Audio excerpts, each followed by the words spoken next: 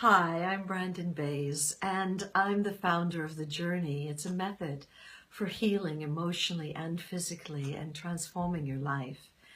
And a big question that you see in every newspaper, magazine is, what is the real cause of disease?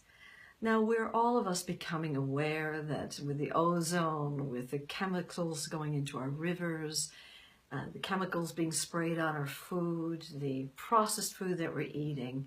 There's so many environmental factors that are contributing to illness and pathogens inside the body.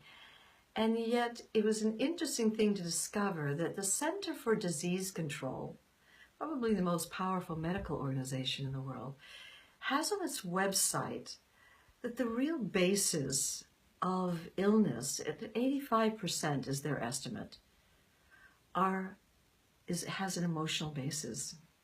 And the reason they can say that, there's been a lot of research done on the emotions and the effect that they have on our bodies. As a matter of fact, for every emotion that you feel, it produces a different biochemistry in the body. And what science has found is that when you really feel an emotion strongly, but you repress it, you deny it, you push it away, you pretend it doesn't exist, you sweep it under the carpet, the moment you repress that, it releases a quantifiable biochemistry into our bloodstream, which will go to certain blood cell receptors and block them, rendering the cells inside the body incapable of communicating with the rest of the cells in the body. And if over time illness happens, obviously it happens where the cells are blocked.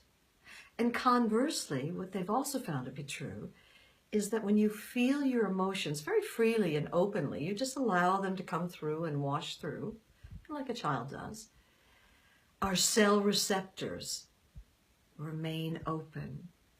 And so what I discovered in my own healing, and I ended up healing in 6.5 weeks from a basketball-sized tumor, that part of my healing journey lay in really going on a journey, a radical spiritual journey inside myself, where I went to specific cellular locations and uncovered the repressed cell memories there, the stored pain, all the consciousness that I wasn't able to deal with at the time. And when I went through a process of release and letting go and really allowing it to finally come up and out, and also came to understand what had happened to me, and also came to forgive both myself and life for what had taken place. It was as if the new cells were born without that old cell memory, as new regenerative cells, and that's why I healed so quickly over time. And so there really is an invitation to you to begin befriending your emotions. Most of us, we feel an emotion, and what do? Smoke it away, drink it away. We get on the phone and gossip about what's happening in our life as a way of actually avoiding feeling what we're feeling. We get on Facebook, we get on Google, we get on Netflix, and we're just on the run. We're terrified of just feeling what's inside of us.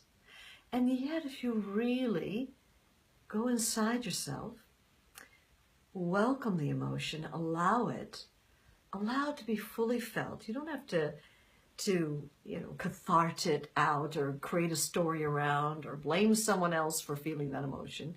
Just the organic opening into your emotion. You'll find that when you really open with an emotion and really allow it to come flooding, automatically you'll feel yourself surrendering and letting go, and to go into an even deeper emotion.